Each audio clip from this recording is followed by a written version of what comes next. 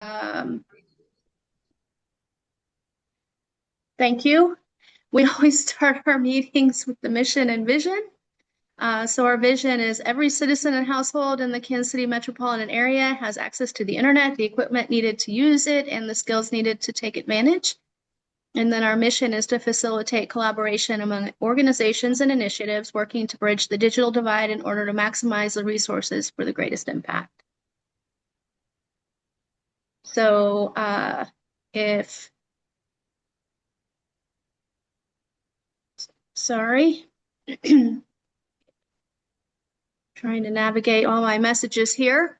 Um, if you want to, if you're not a member and you want to join or you want to see who's a member, you can go to digitalinclusionkc.org, and that's the place to find the member list. Don't do as much on social anymore, but I think some of our meetings are on YouTube.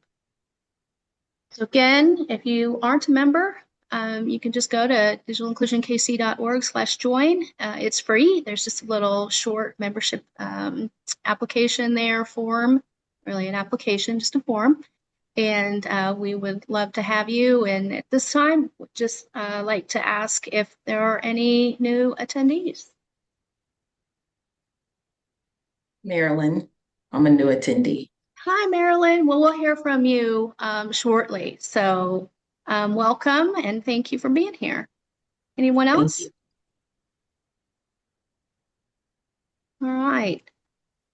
So here we are today, and what we'll be hearing from, I'm not sure whether Helen's going to make it, but hopefully we will see her, and I'm going to stop sharing and give Madeline and Jason the floor. Wow. Well, hey, good morning, everyone. And Jason, just jump in here. So first, I'm going to introduce myself, and I have something to share, and just so there we go. I think I'm sharing the right thing now. Okay. So I'm Madeline Romeus, and I'm with AT&T here in Kansas City, and just thrilled to be here today. Jason Roth, I'd like to introduce you and then have you make any comments. Jason and I have become fast friends and partners this year, and that's the exciting initiative we want to share with you. Jason Roth, CEO of the Boys and Girls Clubs of Greater Kansas City. Jason, did you want Yeah, to add thanks, anything? Madeline. Pleasure to be here. It's good to see, several partners present and future. As I'm sure most of you are familiar with the Boys and Girls Clubs of Greater Kansas City. We have 10 clubs across the metro. And certainly we play a little bit in the same kind of field as you all, although it's very tangential. I mean, I was just looking at our USC 500, of course, is already on winter break. So I was looking at our membership and who's in the club today. We've got almost 100 kids in that club already this morning.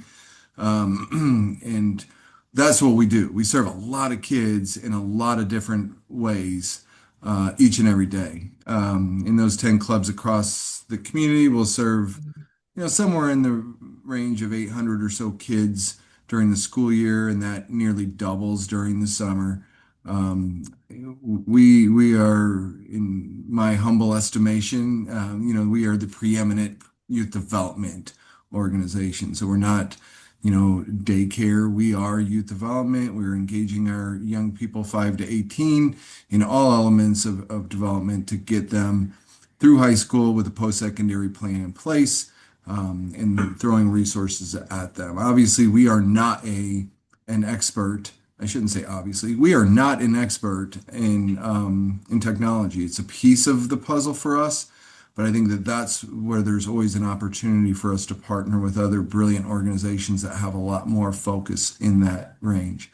And kind of what Madeline and AT&T help bring to life here is one aspect of that. We live in our kiddos, our families are in that very reality of digital divide. And, everything we do is to build up our youth and families. And this is one way to do it. So that's my story, and I'm sticking to it, Madeline. Hey, sounds good. I'm trying to figure out how to get this in slideshow, but well, Click anyway, on so up in the top left there of that, Mhm. oh, yeah, from from the beginning. beginning. There you go. Thank you so much, Leslie. You can see how often I do this. Everyone, so super excited because I handle external and legislative affairs for AT&T, but for the past many years, our focus with regard to philanthropic giving has been the reduction of the digital divide. And part of that program, there's a lot of legs to that stool. Of course, there is the network and getting fiber to people, helping people become connected and stay connected. What I'd like to talk with you today with my friend Jason is the huge effort in kicking off and launching our first digital connected learning center in Kansas City, Missouri. Super exciting. You can see from the picture, we had the mayor with us. We had Councilwoman Park Shaw. We had the Youth of the Year for the Boys and Girls Club, which is pretty phenomenal, in addition to a lot of other great people and kiddos.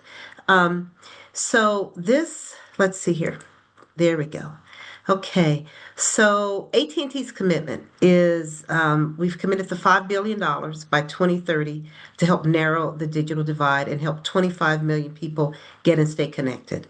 So what does that mean? And I'll get into kind of the depths of what that means. Our community component of that is implementing these connected learning centers across the country. And what better partner? I had the pleasure, the honor of nominating the Boys and Girls Club of Greater Kansas City. Um, I think that was in 2024 that I was able to make that nomination. It's extremely competitive in our company, and we only launched 25 this year. Our goal is to launch, I believe, 100 by 2027. And super excited when I got the nod and was told that yes, we would be able to move forward with the Boys and Girls Clubs of Greater Kansas City. We made the decision, Jason, the decision on the location.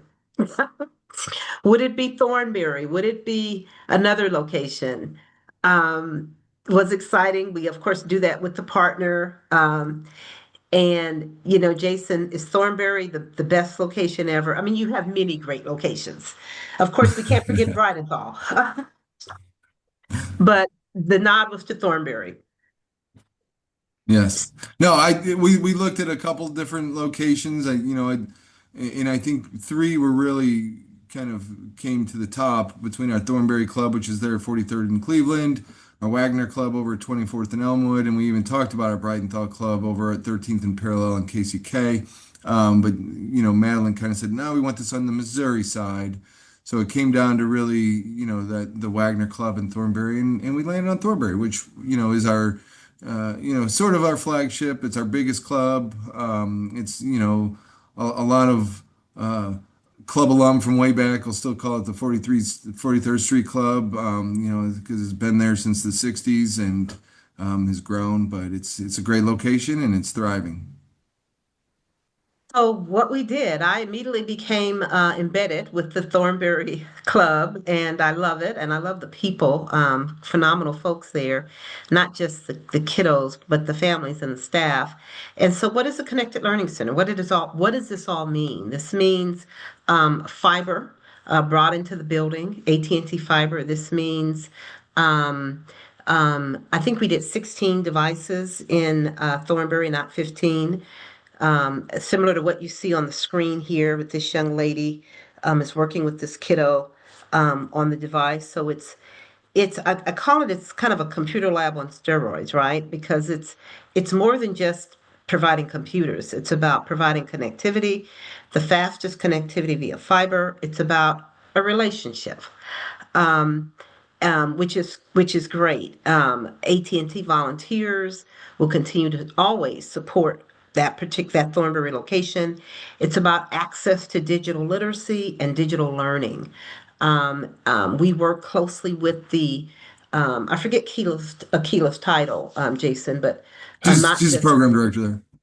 program director at the club, who has been involved in various trainings to understand the AT&T Achievery, which has access to a lot of age-specific programs that the young people at the clubs can have access to. It basically becomes a part of their daily, as Jason mentioned, the clubs are not daycare. They're actually youth enrichment. So it becomes a part of that, which is pretty phenomenal. So bridging the digital divide, just quickly, and I won't go into depth on this one, but what does it look like for AT&T? It's about we're still providing AT&T Access, which is our low income offering for broadband subscribers. When ACP left, that hey, we're still providing what we provide to make certain people are connected. It's about providing people in need with digital resources and skills. It's about businesses, our partnerships with the National Library Association. I'll even mention it's about government funded broadband programs. I spent a lot of my time working through ARPA and BEAD in Missouri. So it's about having access to those programs to further drive digital connectivity into areas of the state of the country that quite honestly don't have access through a very strong, robust fiber network. So that's kind of a lot of what happens there. We've currently reached more than 2 million people in need of digital resources. We've distributed more than 178,500 computers and Wi-Fi hotspots to students and families nationwide. I will mention that a component of our Connected Learning Center launch for the Boys and Girls Clubs of Greater Kansas City was a laptop giveaway, which was a lot of fun. Laptop giveaway. What would we call that community event that happened in the parking lot, Jason? Was that like It was just a party. it was party? It was a party, and it was such a party, Jason, that let's just say that we had horses there, guys, and there is a little bit of competition at AT&T, and it got around corporate wide of the Kansas City launch, and now all the other cities are trying to take theirs to the next level. So it was pretty phenomenal. It was pretty phenomenal. So our learning centers, our plan is to launch 100 by the end of 2027. So, what does it look like? As I mentioned, I really want to stress this is not just putting computers on tables in an area of the Boys and Girls Club. Not at all. The program director, we've got our program people at all of our connected learning centers who have training and awareness on all of our programs in regard to digital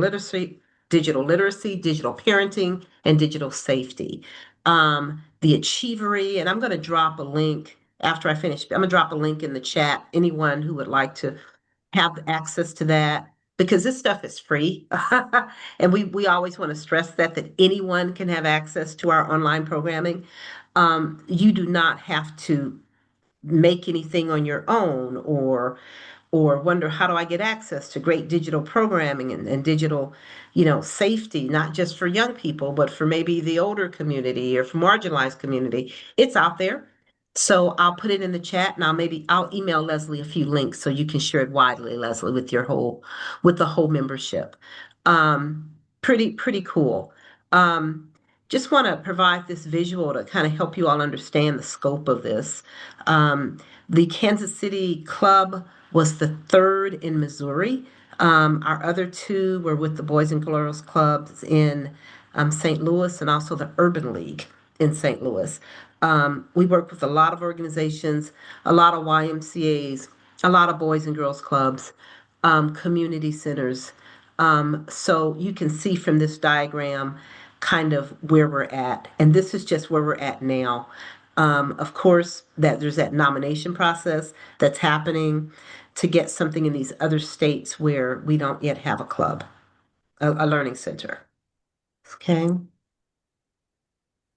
So what does it all mean? It's a 3 years of fiber, 3 years in kind of Wi-Fi. It's Dell Optiplex all-in-one computers. It's about 50,000 in charitable contributions to support the Learning Center. And I think the most important thing, two of the most important things, it's about digital literacy and learning resources through the Achievery, which I will give that link to Leslie so she can share widely. And it's about employee volunteerism. If Jason were to have something at his clubs and he needed people, it's just a matter of an email to say, I need some volunteers, and we're there. If they do some programming at the Thornbury unit and they need some folks to come and assist and support, we're there. So it's really about a relationship and it's about engagement. So with that, I'm going to stop there. I just wanted to share that. We're excited about it. I'm being pushed for Kansas. I'll work on something in Kansas at some point here soon. But it's pretty competitive. There's only, there's limited resources, right? So for the Boys and Girls Club to kind of in Kansas City to get that nod, it shows the phenomenal reputation of that club. Because often, so for example, for Boys and Girls Clubs, and Jason, you can maybe, I mean, we were nationally. So I nominated Kansas City, but of course it has to go to the national arm because we have so many with the Boys and Girls Clubs. So just the phenomenal reputation and the performance and the impact, shall I say, that our clubs here in this region have in the lives of youth is known nationwide, which is why we got the nod to put one here in Kansas City. So I'll stop there and thank you for your time. Um, Important to know we're not just about fiber, which is critical. Of course, we are about fiber.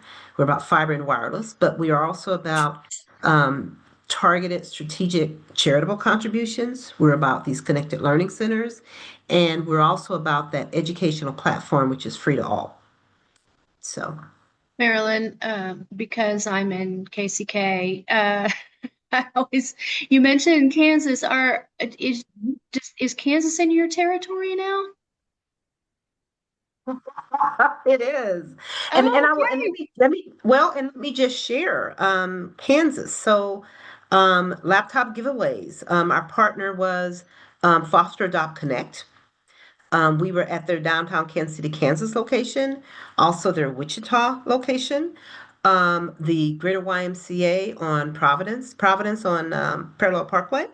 We were there and we gave away over 500 laptops amongst those four areas. So we did Wichita and two in KCK, and of course we'll be doing more next year. So yes, Kansas is now for municipal affairs and external affairs is now in my purview. Yes. Okay, great. So I'll just put a quick plug in. If you haven't been to Connect Cafe, which is right there, run by Foster Adopt Connect, it's delicious. It's a great coffee shop, and you'll always run into maybe some elected officials over there. So if you're looking to connect with anyone, any policymakers, that's a good one for the county and the city. Thanks so it is much, it's a Marilyn. great spot Madeline. over. That's okay. It's a great spot over there. It It really is. is. It is. And that's a great Jason, organization. it, As the Boys and Girls Clubs, um, also another great organization. yeah, I was going to ask Jason if he had anything else he wanted to add. Just briefly, because this has been a great lift for us, and Madeline kind of touched upon the national connection, and I think it is important that I really impress. Of course, we're an autonomous organization. There's about 1,000 autonomous Boys and Girls Clubs organizations across the United States and beyond on military bases throughout the world. But here in Greater Kansas City, we raise our own money, spend our own money, locally governed. So having this sort of partnership is significant. And we are held in very high esteem in that kind of national footprint. And that happens because we have great local partnership and support such as this. So, Madeline's been a great friend and supporter through this process. And like I said earlier, these are the kids that we serve each and every day. This is the reality of where our clubs are, is most of them have, as you know, most of our kids, all of our kids generally have a device, but they don't necessarily have the connectivity. They don't have the understanding of what is behind that device, in far more than that. So this has been a great lift for that Thornberry Club, and we've already seen programming in that area thriving. And it goes well beyond just having the hardware there, for sure. So I'm thrilled with it, and I know Ron already hit me up on a kind of side chat, but I think there's always an opportunity for us to. Of course, Aaron and I have talked here and there through the years, but what helps the clubs thrive, because we serve so many kids, right? Serve so many kids, is building new partnerships. So, give me a shout out, because we always like to work with other organizations. Thank you. Thank you all. Jason's a wonderful partner, so as is his team. This Right is on. this is exciting, and thank you so much for taking the time to share about that. Before we move on, I wanted to see if we have any new attendees who have joined us since we asked at the beginning of the meeting. Anybody new we haven't seen before? All right. Well, I know we have some folks who we haven't seen in a while. Hi, Marcus. How's it going? Yeah, I was like, oh, wait a minute, because Krista just sent this to me this morning, and I was like, let me check it out. So, but then I'm like seeing faces like, oh, okay, this is that coalition. This is Yeah, not Marcus Brown coalition. with the Kansas City Public Library. I run our maker space at the Southeast Branch Library, Kansas City Digital Media Lab, and grew up at the Thornberry Boys and Girls Club. And Mr. Graham there went to school with his daughters, Candace and Tiffany. It's all home week for you then. Yeah, yeah. Madeline, before we do move on, I did have one question. I was intrigued by the 3D printers. I don't know if you or Jason or both of you want to talk about that. It's pretty exciting to see that included in the space. I think we did a 3D printer for Thornberry, did we, Jason? No, but we have some. Actually, at Thornberry, we've got a couple 3D printers. We have a makerspace at that club, as well as our Brighton Thought Club, a couple of other clubs. So, but I'll just be very blunt. Part of our challenge is always is utilizing that technology. We've got great partners that want to bring it to fruition, and then they mean well and say, we're going to send volunteers out, once a week, and then, COVID happens. And obviously that's one example back in 2020 and 2021 where we just couldn't get volunteers in there. Clubs are still functioning during that time, but our staff, while we're staff driven, doesn't necessarily have the high level of know-how. So that's where partnerships come into play. So we have some of that technology, Leslie. We've got recording studios in 4 of our clubs. We've got yes. So yeah, Do you have staff that's willing to be trained? we do, Marcus, and I think it's hungry to be trained at times. And the good thing is our full-time staff tend to be, I mean, gosh, our turnover rate with uh, our retention rate is really high with full-time staff. So, I mean, average tenure of our full-time staff is probably 7 to 8 years, right? But with our part-time staff, it's more like a year and a half. So you see some flow with that. A lot of those are college kids or that sort of thing. But yes, the answer is yes, Marcus. And I know we've worked with you all a little bit through the years, but it tends to kind of ebb and flow. So we should connect up for sure. Absolutely. Hi, Jason. That's It's why I was bringing it Keisha. up. So, yeah. Hey, Jason. Keisha from ArtsTech. We actually Yeah. could. First of all, I also went to Thornberry. I actually still live around the corner from Thornberry. I'm very partial to just that particular community in general. But I do think we do a lot of 3D printing here and animation at ArtsTech. And we certainly, if you could give me someone to link with, I could have one of my staff members reach out and we could potentially come over and do some things. I mean, we do a little bit of everything from an art lens, right? From Yeah. ceramics. We could have ceramics, we could do sewing, anything that you can think of. And that includes you too, Marcus, if you would be interested. We have a ton of stuff that we can actually put in a car and go. Yeah. But Keisha, I'll definitely be in touch. Your name's come up a lot in some of the conversations I've had recently, so you've been somebody that I need to connect with. But and I know Dave. I've worked with Dave through the years, but I really want to connect with you on a couple things. So I'll hit your inbox. Sounds good. And yes, Dave is still here, breathing and Dave is still being Dave. Right on. I don't want to. I'm gonna reach out as well because I want to know what you're up to over there. Yes, sounds good. Everyone should come over because I have been for a whole year updating the building and it's like coming together really nicely. And they are wonderful. They do such good work over there. Thank you, Brandy. We try. It works.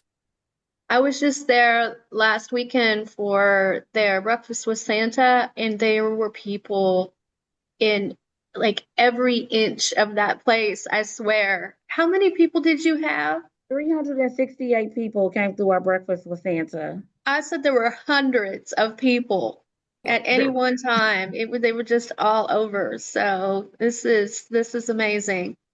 And I So want to thanks. see pictures. I'm so sorry, but this is so important. Keisha, I want to see pictures of how the young lady's Halloween costume turned out that she was sewing herself. Oh yeah, it turned out actually really cute. So I will send you a picture Okay, thank you, separately. because she was That working so hard. Okay, that's thanks. what Sorry I to mean by interrupt. sewing, right? Like we get a lot of young people in when they come in, they can do the sewing, they get the tech, they get a little bit of everything. It's amazing. Our goal is to make them right strong and give them the creative tools so they can go out here and also get amazing jobs in the future. Yes. So Well, we're going to hear from you. So Okay, sorry. hold on. We're going to hear from Keisha. She's going to give us an update, and I can't wait. So let's go ahead and go to Marilyn. You want to let us know what's happening in your world? Sure. Thank you for the invitation. Good morning. Once again, Marilyn Chappell, founder and CEO of Exceeds Expectations Incorporated. Our mission is to create generational wealth, and we do that by guiding individuals to achieve financial well-being, and that's through financial literacy, and that's with digital tools, as well as connecting them to resources. And so one of the things I really want to highlight is our new program that we started here this year, and it's our digital financial literacy program. And so we love collaborating with organizations. So we had the opportunity to collaborate with KC Digital Drive by utilizing their campus and being able to provide a 4-week program to individuals in need of learning, not just financial literacy, but also how to use digital devices to be able to create budgets, to be able to learn what is an asset, what is liabilities, to learn how to establish their credit, but also learning how to look up their credit. What is their credit score and how can they get that raised? And so we had, and then also we collaborated this year with Jewish Family Services and provided a financial empowerment for families program with them. So the 4 cohorts that we collaborated with KC Digital Drive, as well as the financial empowerment for families with Jewish Family Services, we actually had 39 individuals who graduated from those programs and received digital devices for completing the program. And that was out of 45 individuals who actually had signed up. So that was a good ratio there. And so we're really excited about that. I'll share 3 success stories. one individual who went through our digital financial literacy program, 4-week program at the digital or KC Digital Drive campus. They couldn't save. They didn't know where their money was going, and just down about it. And after the 4-week program, I ended up getting a email stating that they were able to save $90 that following month. And so where $90 might sound small to some, that was huge for her because she has a son and she lives on pretty limited income. And so for her to be able to say she saved $90, and even though she didn't have any money left over in her checking account, just to see that she had $90 in her savings. And then she said that she was going to Uber drive to be able to have extra money. So that right there was like, okay, something is sticking there, because that's just the beginning. That's a start. And so another story was an individual. He was a vet. He's a veteran, and he had stated, well, when he first started the class, that first and second session, he was so engaged and sharing, that he don't pay his bills. He has just given up. By the end of the 4-week session, he stated that he started paying his bills and that he was looking not only to write a book, but he was also looking to purchase his own place.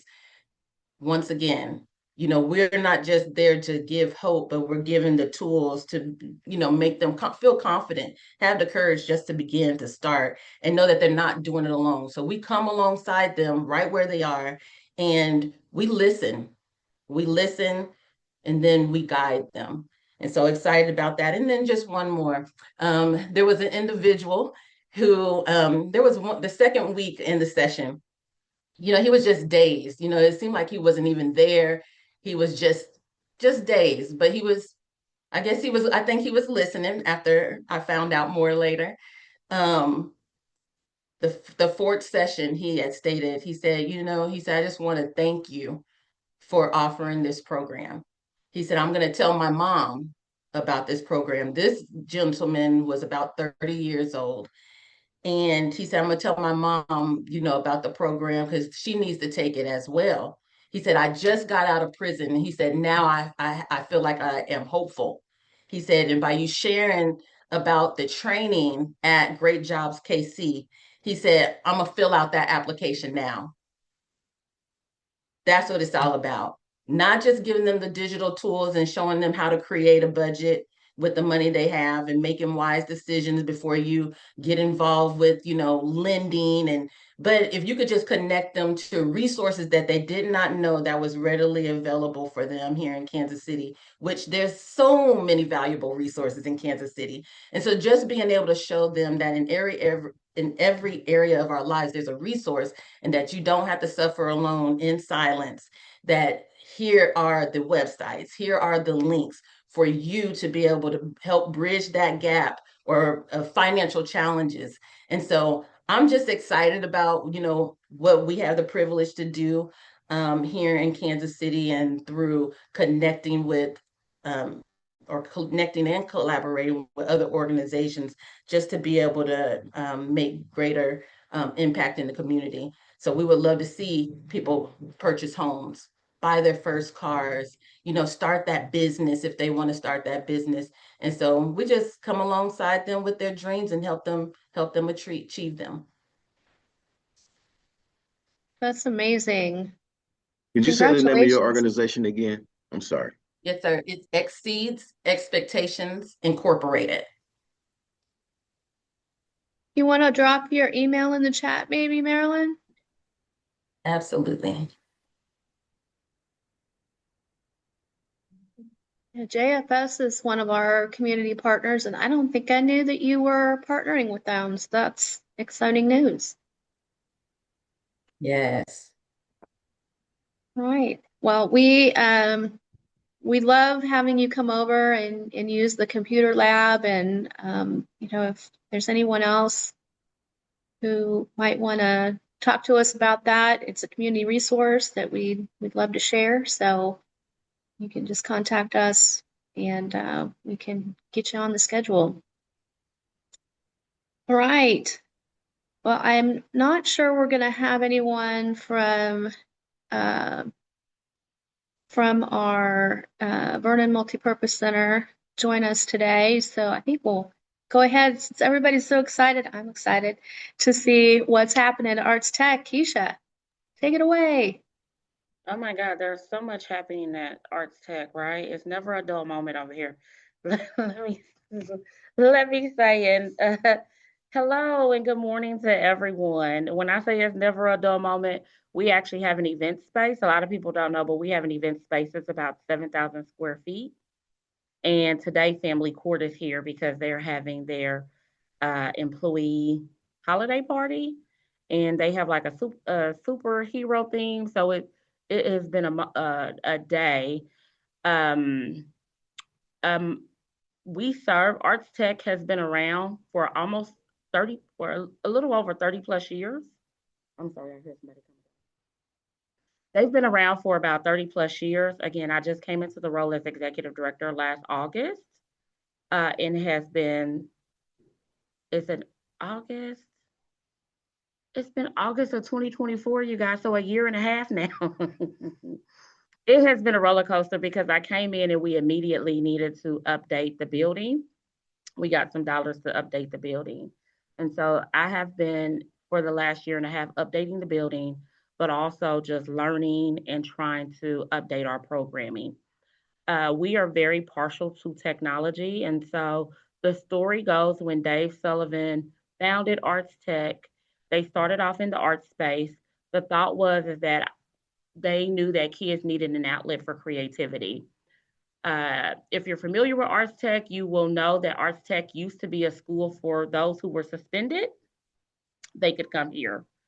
So over the course of them doing art projects around the office and out in the community, what Dave said is that a lot of young people were like, "We want more. What more? What else could you be potentially offering?" And so between the youth and the staff, it was then decided that they would focus on technology. And so they developed a partnership at that time with H&R Block. And so they started receiving devices, laptops, and things like that. And then they created basically an IT arm of Arts Tech, and the youth would learn how to repair and restore devices. And so over the years, that has continued, and it has expanded some. So I'm going to, I'm sorry, I am going to share a little bit about our where we sit with the digital divide. We received some dollars from Health Forward and a couple of other partners to focus on the digital divide. We give out about 50 to 75 laptops or tablets a year to young people. Sometimes, so Marilyn, you should call me because maybe we can support you in some of your work that you're doing. What happens is from a workforce standpoint, young people will come into Arts Tech and everyone gets access to a laptop immediately so that they can use it not just from a professional lens, but from a personal lens. They also do a lot of different classes. We have an account with Coursera now. And so the youth are learning how to use Microsoft Word, PowerPoint, Excel, anything that you would need in an office space, they are learning how to use. They also are learning how to use Google as well. So they will learn how to use Google Docs, spreadsheets, Google email. And over the course of time, we hope that they become a lot stronger, which a lot of them actually do say, well, Miss Keisha, we're much sharper in our ability to utilize these tools. Then they start to get into the computer space, the IT space. And so we have an area, it's a pretty narrow space. Leslie was in it on Saturday. It's kind of a mess right now because it's getting painted and we're going through some updates. But we have this space where the kids literally can sit around and they can learn how to restore and repair the different devices. And so we have partners. We have lots of partners. I'm sorry.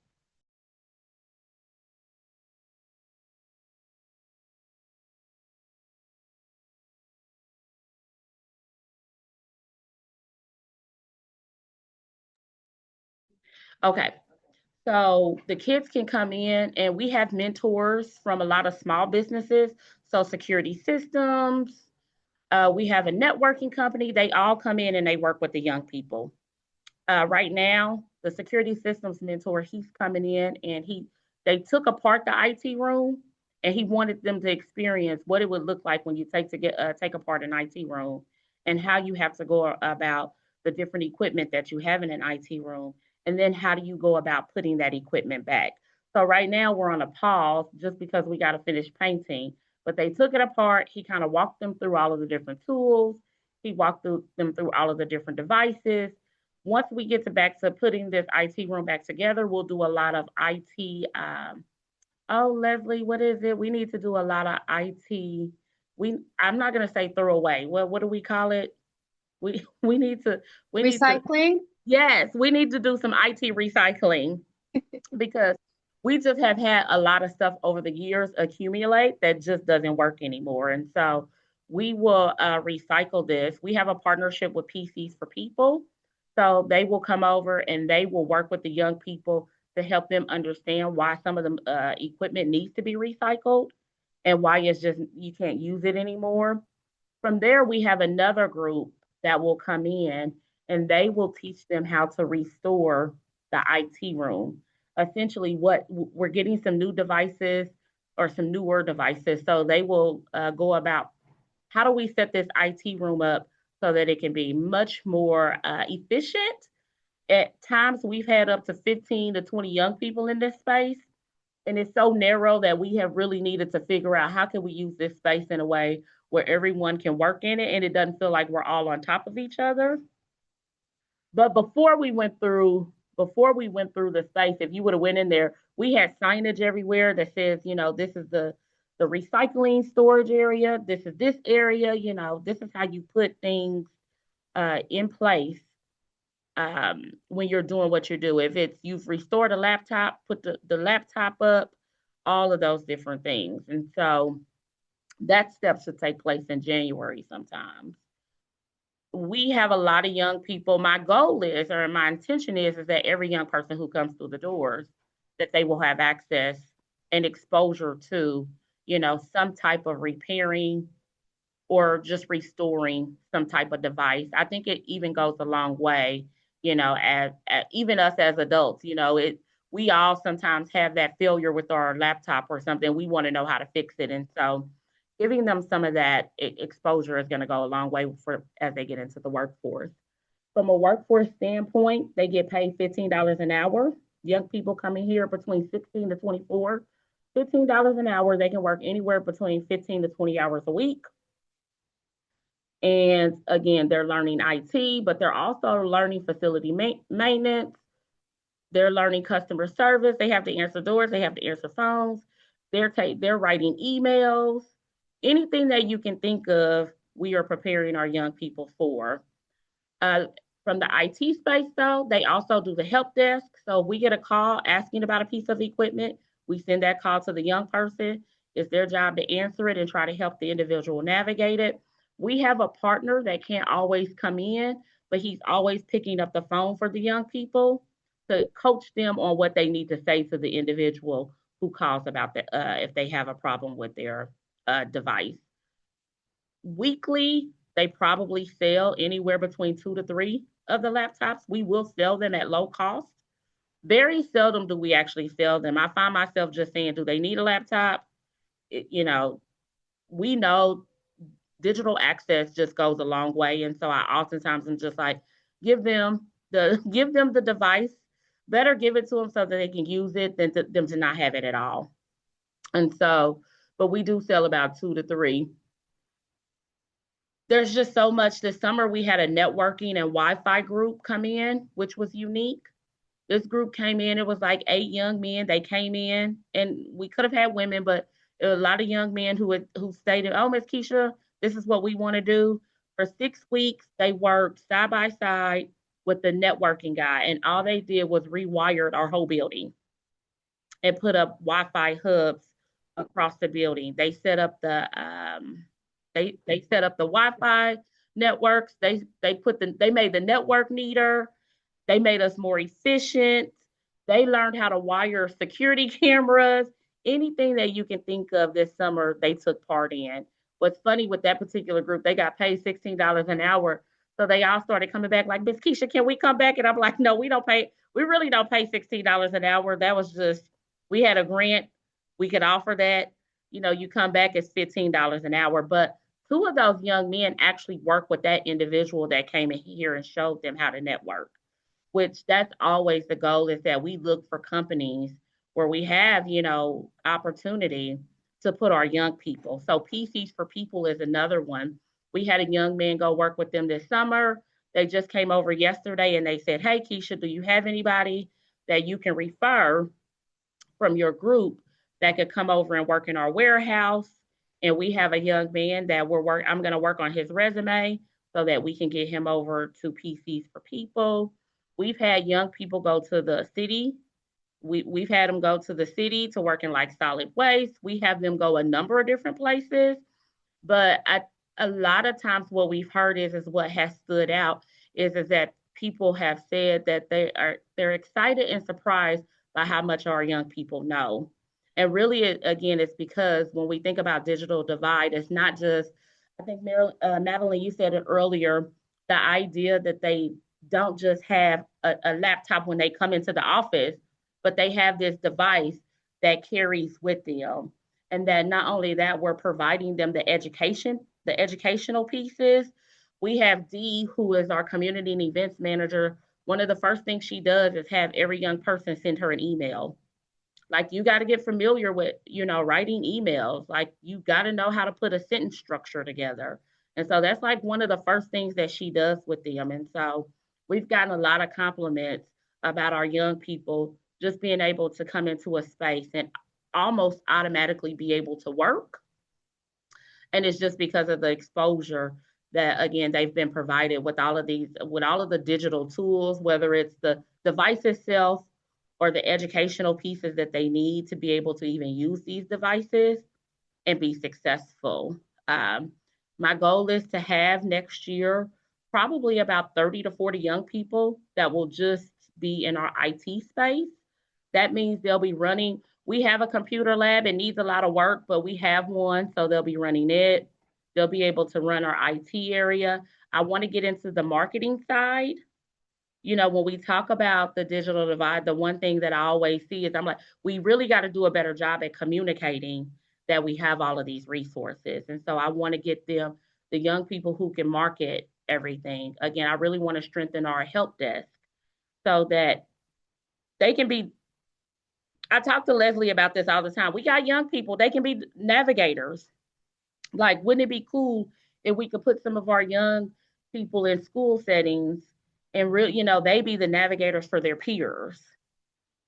We know that is more successful sometimes than us doing it. So I have some dreams and some goals about where to take, our IT space and just our digital space. We talked a little bit about 3D printing. We do 3D printing and modeling. The kids come in here, that's also a touch point. They all get in there and they do 3D printing. Animation, we had a whole animation station set up at our Breakfast with Santa. The kids came in and I think it's called, what is it, slow motion? It's not slow motion. Anyway, they did something with the video. Look, they did something with the video and the text. I saw Ron mouth stop motion.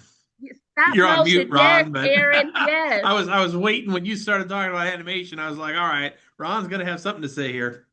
So we had literally a whole stop motion station where the kids were literally able to make a video.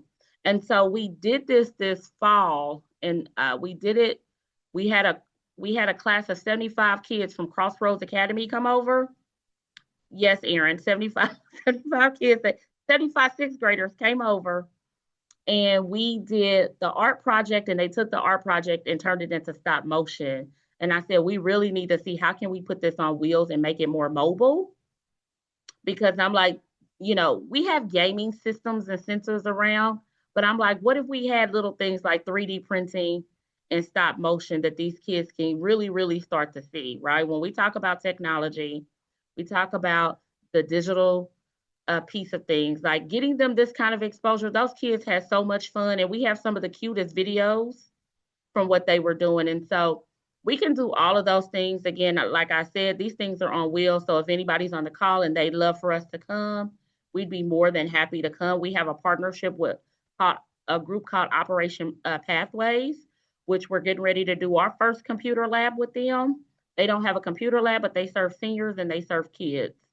And so we have we are starting to do a lot of external activities like that where we just pop up and we provide art classes and technology classes and provide space for young people across Kansas City. I think that's it. I'm just kind of Wow, that's awesome. I'm just marveling at all that you have going on. Do you know Ron, Keisha? I think Ron and I have had conversations with Okay. each other. All right. Well, he's our animation guru for sure. So I'm glad that Well, you he all needs to come connected. over. Yeah, Ron, love if to. he on the call, Yeah, I'm here and I'd love to come by and I'd love to show you our curriculum. We have a whole 20 lesson online curriculum for stop okay. motion animation that could really help beef up any program. We would love it. What I'm finding is, we talk a lot about robotics and things like that, but I'm like, if you could really expose young people to like animation, I'm like, I can guarantee I can get them to robotics. Yeah, I'm Mhm. like, if I could get these kids more exposed, and they're loving it. Although we had 368 come through our Breakfast with Santa, there were about 100 that went through just the stop motion space, and they didn't want to leave. Joycelyn, who runs it, she said none of the kids wanted to leave. They were all like, "We want to, we want to stay over here." Mhm. Yeah, kids love it and they learn great skills along the way. They learn storytelling, they learn how to be good multimedia communicators, which is the future, not print-based communication. Right. Well, I'm sure people have their wheels turning. Keisha, you want to put your email in the chat if you haven't already, and that way people can reach out. They have ideas. I know I wrote down some, so I want to get with you soon so we can talk. Anybody have any questions for Keisha? I just want to commend Keisha and Marilyn for just the energy to handle all that you all have going on. And Jason, anybody work with children here? It's like, wow. Ron, I'd love to know what you've got going on because I hear little bits of it, but I don't know.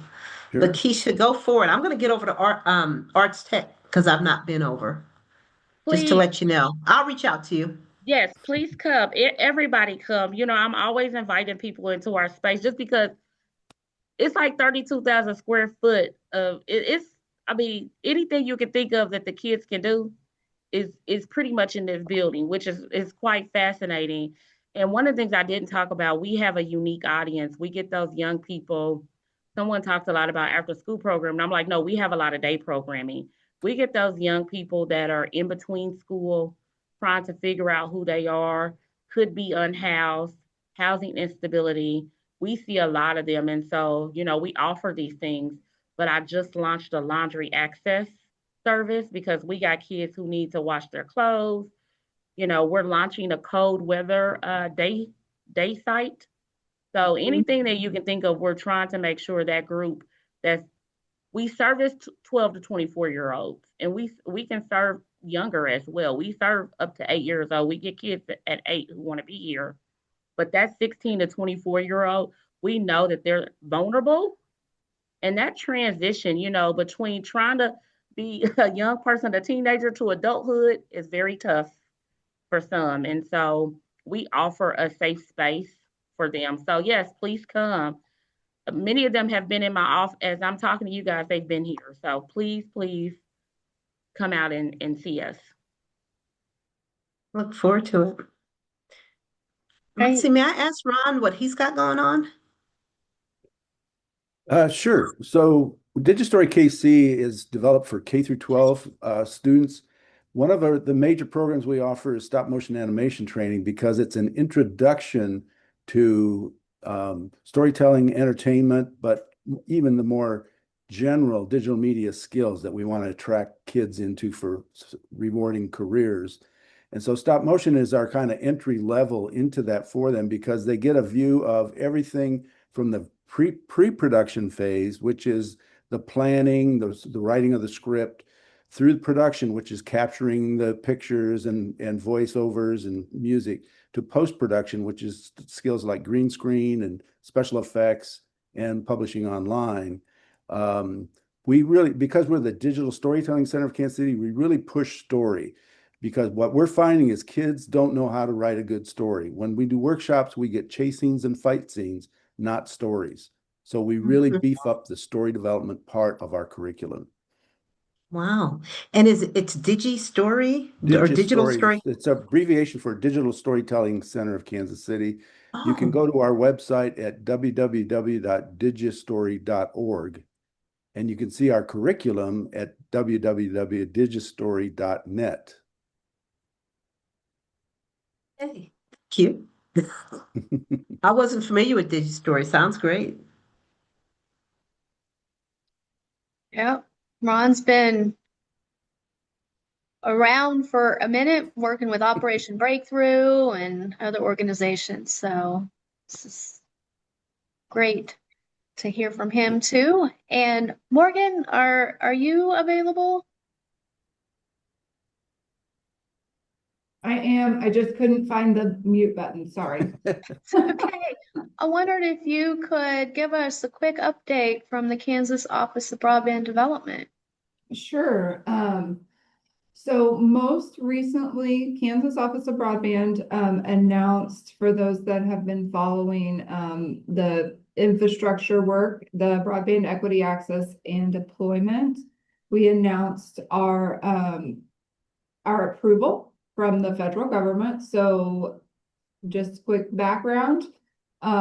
We were all set to present original information in April of 2025, and then June 6th, federal government said, hey, let's rewrite the rules. We would like you to rerun this program round in 90 days. So we complied with all the rules and reran the program round, submitted in September. And we cured until we couldn't cure anymore. We thought we might be pickled by the time we were done curing, right? We were for sure salty at times. But we really worked hard to meet the guidance and the requirements, but also we worked really hard for Kansas. So those results were approved on December 5th.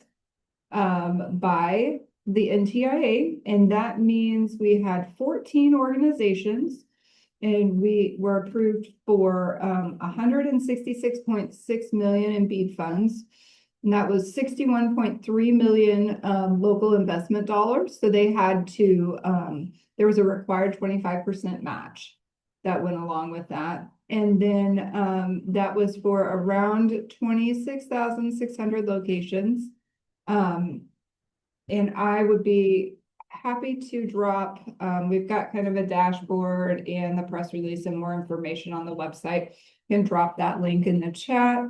That is most recent in terms of awards there. We also just finished running a state-run program where it's infrastructure. So it supports build out in the Kansas area, but it is state sponsored. So we finished that and are anticipating making awards very soon. It was undersubscribed. So we had about 13 million in applications. We anticipate running another round of that program for infrastructure in January or February, just depending on how quickly we can get that spun up. Other kind of notes and just fun from our office, and Leslie, you can tell me to stop whenever. But it's the end of the year and I've been pulling information together. Currently, state of Kansas is administering 8 state and federal programs. We have 234 active projects that our team is verifying expenditures on, running reports, making sure things are installed and done according to the grant agreement.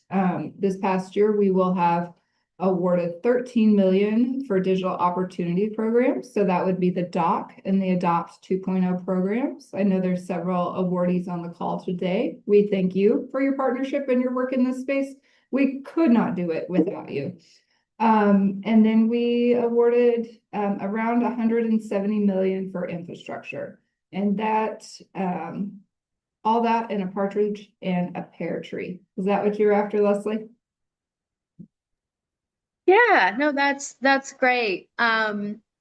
So I know that you don't have to go to like the BSL level here, but I'm curious if you could help us understand a little bit better in our region where that BEAD money and then also the other program, I'm assuming you're referring to BAG as well. If there are any awardees doing work in our KC Metro area.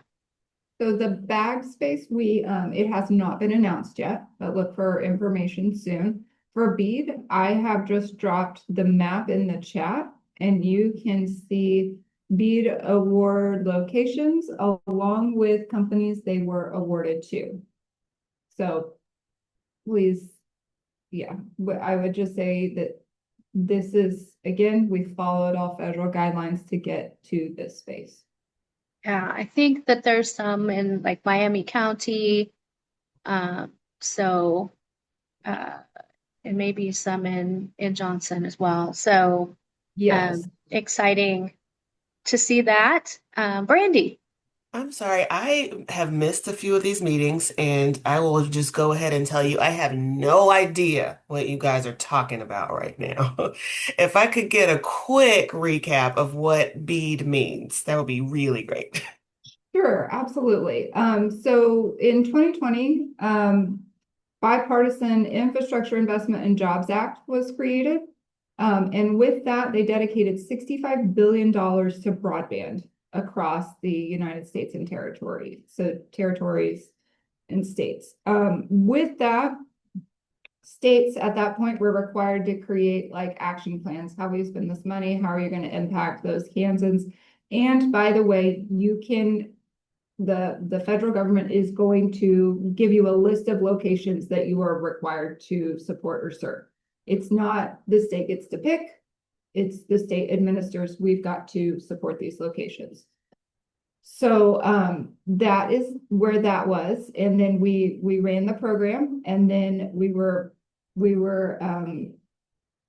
scoring applications and getting ready to award when new administration in 2025 said, hold on, let's stop here and we will do what we call a benefit of the bargain round. So they wanted to, we had 400 and about 50 million allocated to us. And the federal government wanted to see, like really make sure that we were spending the least we could in this area to support this 100, a certain speed. 100 over 20 was the minimum required speed. Additionally, a lot of additional investment happened in that time. So originally it was 50,000 locations, but through additional investment and just updating maps and information, it came down to about 26,000 eligible locations by the federal government. Now, what I will say about this is we recognize not all maps are perfect, and not all processes are perfect. So we know there are still locations that need service, and we are working really hard within the state to figure out how to either support internet service providers or support communities or areas with programs or opportunities to continue to connect everyone at adequate, reliable service. Is that helpful, Brandy? It is. So at the highest level, it's federal investment in broadband access for rural and urban populations. Yeah, all of Kansas. And that was what's been so interesting when we were looking at this work is it's not just rural spaces.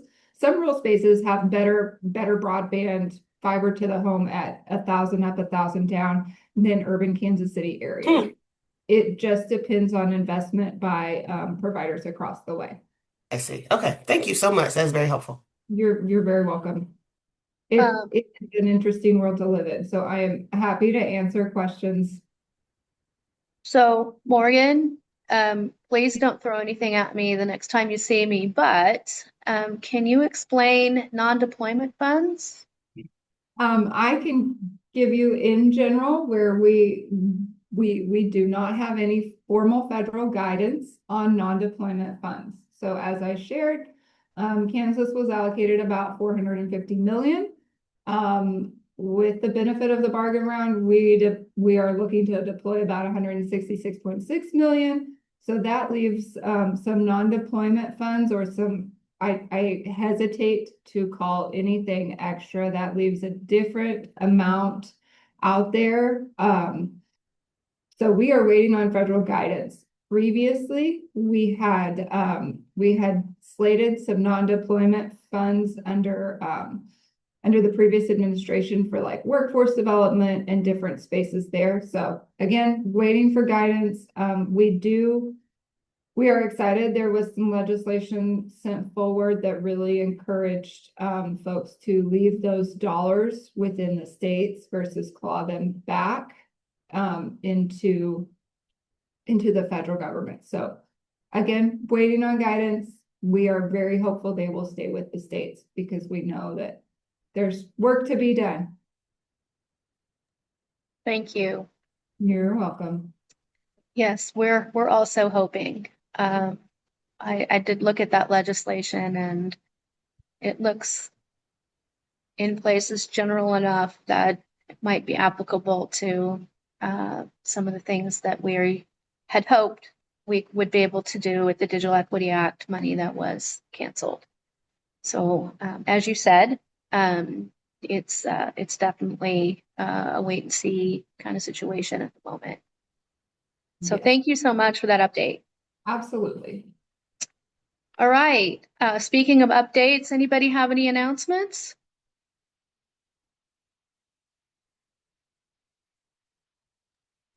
We have one quick one. We're part of the Kansas City, the STEM Connect KC Advisory Board, which is facilitated by the Kansas City STEM Alliance. So we'll be having our our annual summit March 3rd. Let me make sure I'm not telling this. March 4th. And the focus, we've been focusing on the past several months on the M in STEM. We're focusing on math. And so the theme is Everyone Counts. We'll also at some point be screening the documentary Counted Out. If I can share a link, if that's okay, I'll put that in. Absolutely. Let's see. So yeah, just again, just knowing that a lot of the stuff that we talk about within STEM education and this arena of science, technology, engineering, and math. I'm trying to get back to the window. There it is. A lot of these jobs are only relevant if you have the requisite math skills. And so organizations, we've been just kind of going back and forth, deciding how we want to broach this without pointing fingers. Because again, there's enough blame to lay comfortably at everybody's table. So let's not do that. Let's just see how we can bump our heads together and get back to the grassroots of being able to teach young people how to count. So definitely it's still open to the public. We're still trying to find a location. And then if there's any other organizations that would be, interested in joining that STEM Connect KC Advisory Board, there's always room because it's kind of like our regional effort, not dissimilar from what the Digital Coalition is doing, except for we're focused less on the hardware and the software and more on the delivery of content and leveling young people up. So that's a big piece. And then we're also expanding here at the library our career and college readiness piece. We received a Carnegie grant to be able to do that. So that's why a lot of the things that you were saying, Marilyn, was kind of sounding interesting to me. Because in addition to just the track, there's the financial literacy. Where will I stay? There's a lot of things that comes along with that college and career readiness outside of just gaining employment or getting certain skills. So that's why everything that you were saying was really interesting. And so um, again, and that is necessary because we see that the landscape, we all went to school and 150, 200 kids to one guidance counselor. It's almost impossible situation. So there needs to be a lot of avenues for our young people to plug in directly with folks that can help them navigate their next steps. So yeah, I'll stop there. Great. Thanks for sharing that, Marcus. Absolutely. Anyone else have anything going on they want to talk about? I'll give a brief update. Over at Great Jobs KC, if you don't know, we do college scholarships and short-term training. We recently started a partnership with Goodwill. For digital literacy specifically, we discovered that many people who are signing up for our programs did not have that basic ability to function in digital spaces, uploading and downloading PDFs, checking their spam for emails that they were expecting, copying and pasting, the basic, things that we consider basic, but are not always considered basic for everybody else. So folks take an assessment at the entrance of our pipeline, and if they do not achieve a certain level, we send them over to Goodwill, and the Goodwill works with them to pass a digital literacy curriculum, and then they get to come back and say, okay, now I'm ready to go into workshops. Now I'm ready to go into training. So it was just kind of a proactive way to address that gap and get more people aware before it was too late, before they're in a class that they needed some different skills. So we're excited about that and thankful to Goodwill for helping with that. Yeah, that's awesome. I would also say, Brandy, if anybody ever needs to use a computer, we have open computer lab hours, and they are welcome to come to our location as well. I know one of the first things that I saw Carol Myers, our digital skills trainer, do was help a woman download, sign, and then email her signed offer letter for a job. That's great. And so those are the kinds of things that, can just stop you in your tracks if you don't know how to do those things. And, sometimes you just need someone to guide you through it. So welcome them to come over here as well if that's convenient. Yes, we do recommend people go over there. I know. Right? We recommend people to go over there, and what we're working on improving later on next year's one of our focus is to find out when we refer somebody to a place, did they go? It's very hard to track that kind of thing. So it's one of our goals for next year to be able to track that a little bit better. Yeah, and to that point, we would love to include you in our digital life exchange reporting that we are putting together. I don't know, Aaron, do you want to talk a little bit about the overall goal of that reporting? Yeah, I mean, well, it's first, I guess I would say less about the reporting, and then I don't know how much context you have on the digital life exchange itself, but I've been kind of noting to follow up with Leslie and Leah, and I don't even have all of like the who's a member of that and who's not, but the kind of things that you're talking about, like with identifying this need that you've identified and then going to find, goodwill that can help to solve it. Like that is the point of the exchange, right? Like all of these, I mean, we've heard several examples. I mean, AT&T has computers and resources, and the Boys and Girls Club has some space and some clients, and so you're putting those things together for bigger impact. So there are so many examples of how these partnerships come together.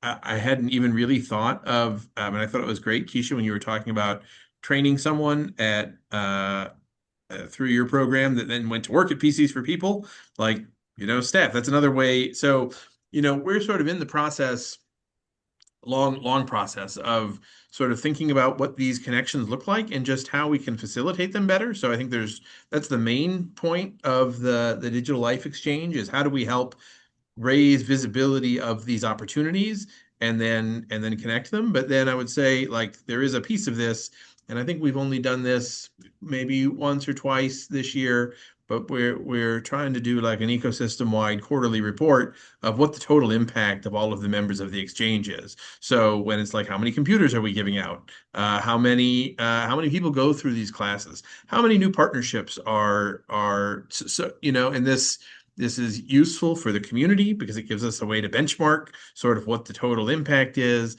It is useful for the partners because it helps sort of create more visibility to where there is need, and then where there's capacity that can be leveraged in other places.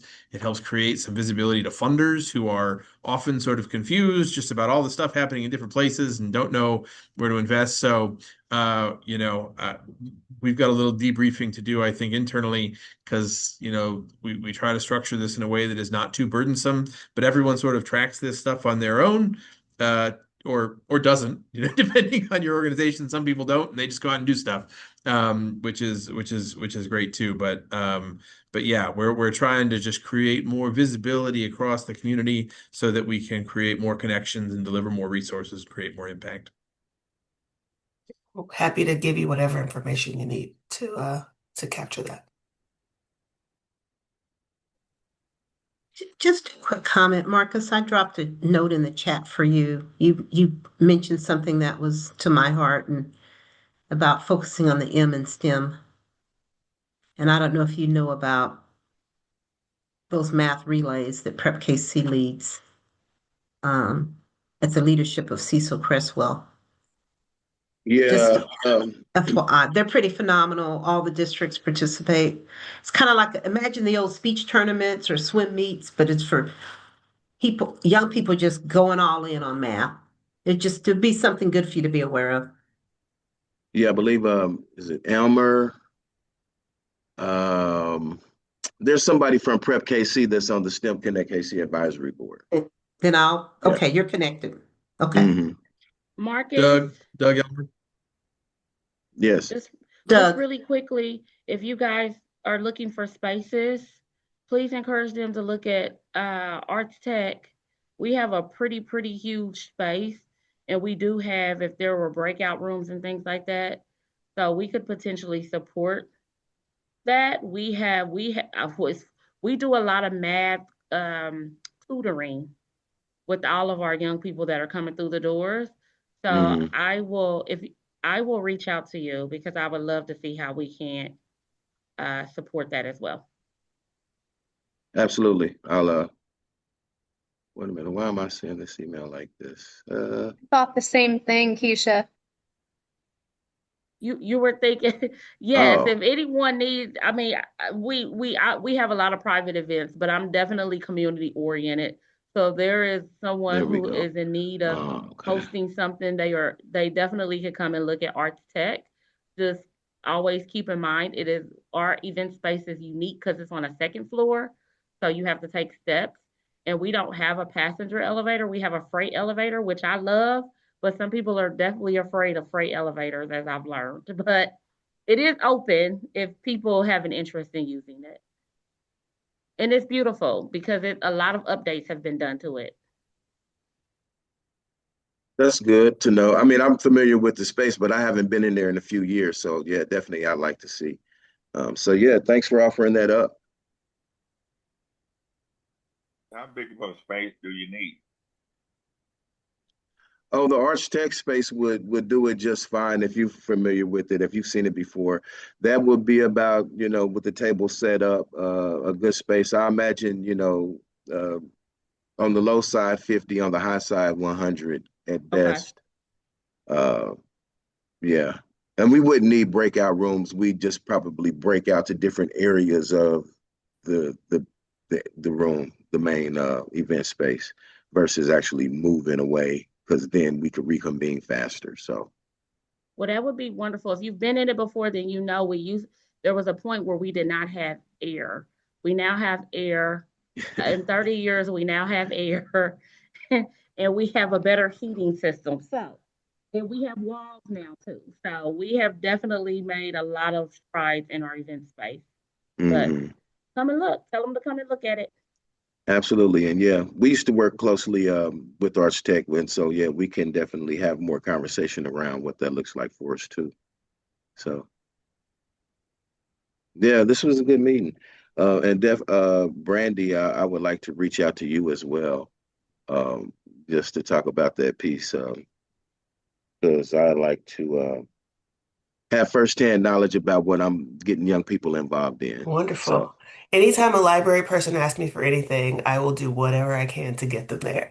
all I'm a right, I need library a boat. stan. I need a boat. Let me see. My dad does have a boat. No, it doesn't run. It's been sitting in the garage for a few years, but let's talk. Maybe we can kill two birds with one stone here. Let me drop you my email. All right. Anyone else have any last minute announcements or questions or comments? Marilyn, could you put yours in as well? Absolutely.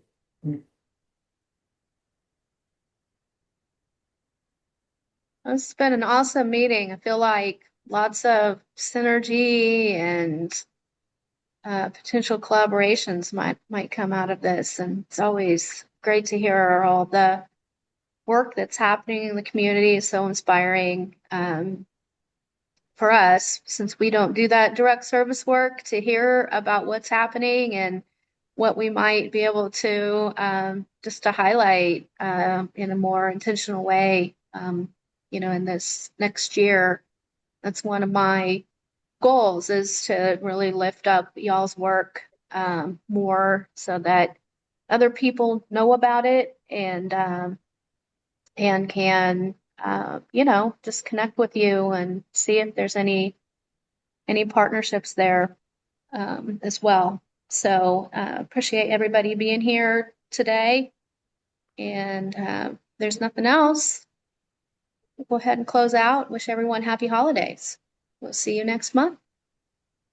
Oh, Bye, have a everyone. great break. Everyone. Thank you. Have a Bye. good one. Merry Christmas. you. Happy holidays. Merry Same Christmas. to you all. Thanks. Merry Thanks. Christmas.